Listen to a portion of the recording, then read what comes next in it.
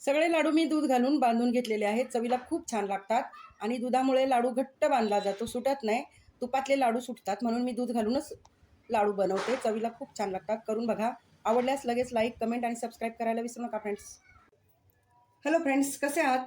आज मी बनवणार आहे रवाचे लाडू. रवा लाडूसाठी मी इकडे 1 किलो रवा घेतलेला आहे. अर्धा किलो मी रवा भाजून घेतलेला आहे आणि अर्धा किलो रवा मी दाखवण्यासाठी ठेवलेला आहे. इकडे 100 ग्राम काजू आणि बदाम आहेत आणि 250 ग्राम पिठी साखर आहे आणि तूप लागणार आहे. तूप 200 ग्राम लागेल. तर आता मी लाडू बनवायला सुरुवात करते. आता सगळ्यात पहिल्यांदा मी रवा भाजून घेणार आहे. इकडे मी 100 ग्राम तूप घातलेलं आहे आणि अर्धा किलो रवा घातलाय. तो मी आता खरपूस छान भाजून घेणार आहे. हे पहा. रवा असा सतत हलवत राहायचा आणि हलवत राहून खरपूस भाजून घ्यायचा. करपवू द्यायचा नाही, नाहीतर त्याची चव बिघडते. हे बघा, आता माझा रवा छान भाजून झालेला आहे. मी काली काढून घेते. आता गरम कढईमध्ये मी काजू आणि बदाम थोडंसं भाजून घेते, म्हणजे ते गरम होतील ना, कडक होतील आणि आपण त्याला कुटून घेणार आहोत.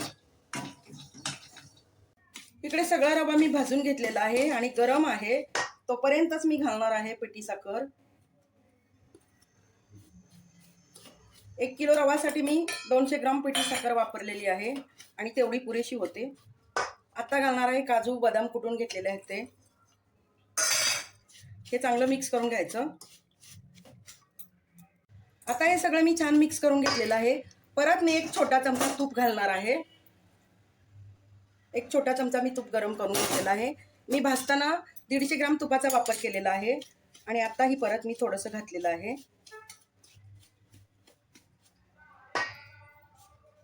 आता मी थोडंसं दूध घालणार आहे. एक अर्धा कप दूध आहे, तर मी ते दूध घालणार आहे आणि हे चांगलं मिक्स करून घेणार आहे.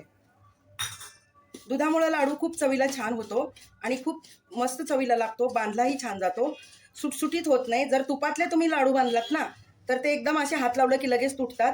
म्हणून मी थोड्याशा दुधाचा वापर करते. पण हे लाडू जास्त दिवस टिकत नाहीत. 10 दिवसाच्या आतच संपवून टाकायचे आणि संपतात ते बरोबर. तर ते दूध वापरायचं असेल तर तुम्ही कमीच बनवा. दुधाचं चांगलं मिक्स करून घ्यायचं. पिठी साखर जर तुम्हाला कमी वाटत असेल गोडीला, तर थोडंसं आणखीन तुम्ही घालू शकता. जर लाडू थोडेसे खाऊन बघायचं आणि जर कमी गोड वाटत असेल तर तुम्ही वरून घालू शकता. मी थोडीशी घातलेली आहे. तर आत्ता बघा, लाडूसाठी माझं असं छान मिश्रण तयार झालेलं आहे. आता लाडू वळून घेते. इकडे असं थोडंसं मिश्रण हातावर घ्यायचं आणि हे बघा, असे गोल गोल गोल गोल करायचे. थोडंसं दाब देऊन दाबायचं, म्हणजे ते घट्ट बसतं. हे बघा, आता मी सगळे लाडू असेच बनवून घेणार आहे. हे बघा, खूप छान झालेलं आहे आणि गोल गरगरीत झालेला आहे. पाहू